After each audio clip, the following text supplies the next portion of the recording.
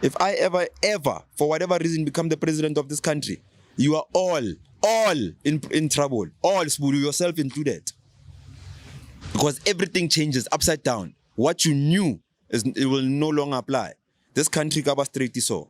We're not here to entertain people's emotions. We are here to do the right thing for our history, meaning our ancestors. We are here to do the right thing for today, and we are here to do the right thing for tomorrow. Politics prioritizes today, not tomorrow. If politics prioritized tomorrow, we wouldn't be taking the debt we are taking in these global financial institutions. Your kids that are born, a child being born today in Tembisa or Soweto, Kukuletu, Alexandra, doesn't matter where, even in Sandton, not that we are excluding the suburbs, anywhere in South Africa is born in debt. Is born in debt. Domestic debt and international debt. Domestic debt, you are born in Soweto, they're telling you that you own 17 billion. First day, you call that billions, but you call that 17 billion. Marintwana ko 4 ways. They don't give us a blanket approach on electricity debt if you are living in 4 ways. So if you make it out of Soweto or Tembisa, that means you just walked away from a 17 billion rand debt, and a new kid who's coming in must inherit your debt. What system of nonsense is this? What does it even make sense to you? Can't. So that means what Mandela used as electricity is the electricity that he consumed with his generation. Desmond Bishop Tutu and Bishop Tutu Libo, Mama Winnie Mandela. I'm now liable for that debt. Nah, because it's a blanket approach when it comes to the township. No, someone must speak the truth, and we must be honest about these things. So we can't have black children born in debt because they want systematically to trap us and to continue the slavery, systematic slavery, because slavery is not physical anymore. It's in the systems, the religious systems, the economic systems, the political systems, the education system. Nonsense, this education system. There's nothing that you are teaching our kids. You and I are product of nonsense education systems, boo. Somebody got to tell them. Somebody got to tell them. 30% of nothing. Even if it goes to, even if they say pass mark is 80%, it's 80% of nothing.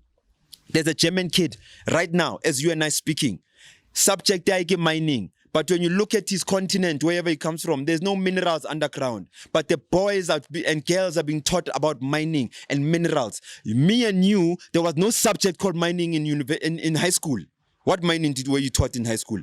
What's the process to start a mine? Just tell me basics of mining. But mining is a strong pillar, probably amongst the strongest pillars of our economy. So that means that there's a child in Germany somewhere that's being prepared, in Asia somewhere that's being prepared to come and run this economy, while your kids are being prepared to come and work for those German kids that are going to come here in future. Because your kids are being taught how to do nonsense, how to label an insect. Insect to label insecting. Listen, our economy in this country, it's agriculture. Our economy in this country, I can even break down what agriculture is. Mining, manufacturing. Why aren't those things primary subjects in primary school, in high school, so that you've got a basic understanding of your own economy? That means some people must come from somewhere to run this economy, because your kids were never taught anything about this economy. So we mustn't even dare to want to argue with me, not you personally, anyone, about the education system or any other system in this country. It's designed to continue systematic slavery and suppress the people of the day and make sure that the future belongs to those who are prepared for it. Definitely not your children. Do you have aspirations of getting into politics in the future? I have zero. I can't join the problem. Politics is the problem. I can't join the problem. I will always be leadership of society. I'll always lead people. Everyone will benefit from my leadership, whether you voting for that person or that person. But all I know is that for as long as I'm alive, every day is you gaining ground for your own life, your kids, your community, this country and the continent, because that's just who I am, and that will never change. I lead the people. I don't lead institutions. I don't lead members. Every political party, they prioritize their members and then the country. So how dare you think that I can go into change my style of leadership and move away from leading everyone and leading some people?